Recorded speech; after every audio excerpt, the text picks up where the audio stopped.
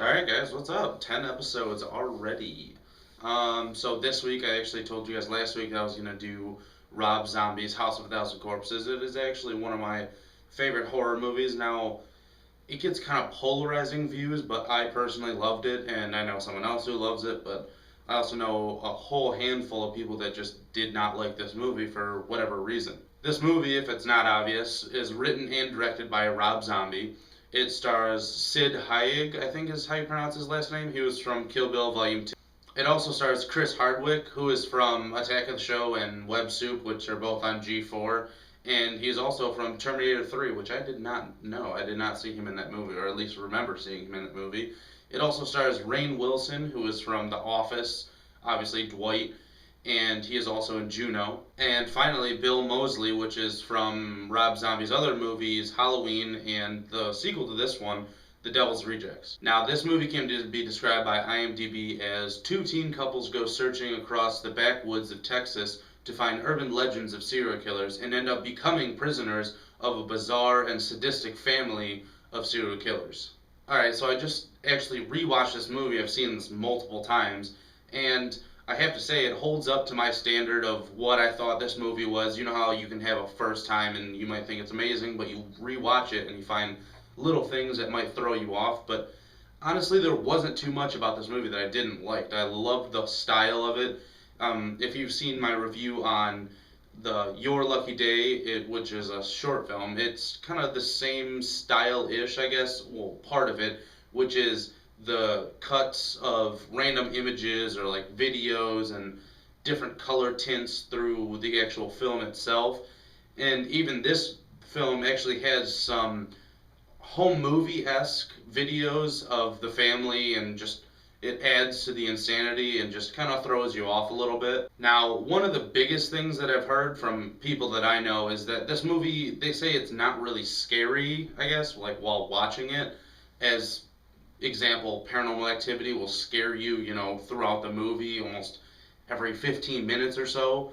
But I mean, I guess throwing this into the horror genre, once you go in the horror genre, there's many different types. Like Saw. Saw is not generally scary, it's more gory. And I guess you could say this movie's kind of gory too, but it's more psychotic than anything. It kind of messes with your head throughout the movie and leaves you with this weird feeling after that there actually could possibly be people like this out there. I mean, like Ed Gein, like they talk about in the movie, real serial killers. Alright, like I said, rewatching the movie, you can find little things that you kind of skimmed over watching it the first time, and I did. The only problem I had with this movie was the very ending, like the last maybe 15 minutes, give or take. The action seemed like it kind of slowed down, and it was just more focused on the what was happening at the moment, and it just didn't have the same feel as the rest of the movie. I mean, it still was obviously torturing and like messing with these people's heads, but it just slowed down a little bit. Now, don't be discouraged by me saying that, because the real kicker is the very ending, which it should be.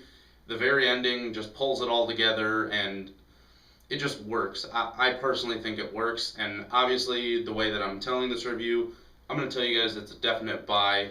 It might be a little biased because it's one of my favorite horror movies, but I'm telling you, if you want a movie that'll kind of mess with your head and just leave your brain scrambled kind of, but not scare you to the point where you're, not being able to sleep, I guess.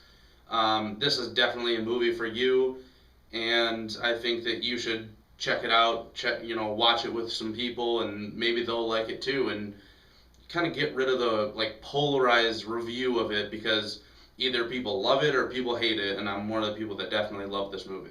That brings us to the end of this episode, and as always, you can leave your comments. If you like this video, like it, obviously. Subscribe so you can watch more of these videos. If you didn't like this specific video, you can still subscribe, and maybe I'll cover a movie that you might like in the future. And if you want to guarantee that I'll cover a movie that you like, you can, like I say, comment below with a movie that you want me to watch. Even if I did not like that movie, I'll give it another chance if I have not already reviewed it on this channel, and you could change my opinion on it. Hopefully I'll see you guys next week. Thanks again.